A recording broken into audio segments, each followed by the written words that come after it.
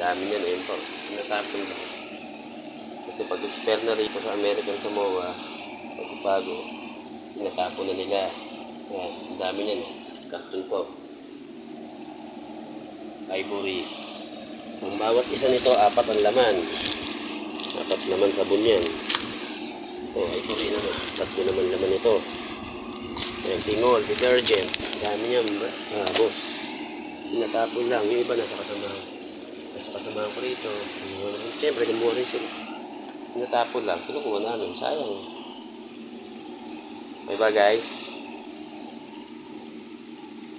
Yun pa ako. Meron pa ako na meron pa. Tingol din niya. Kulay pink naman. Puro tinatapon nila. Pag expired na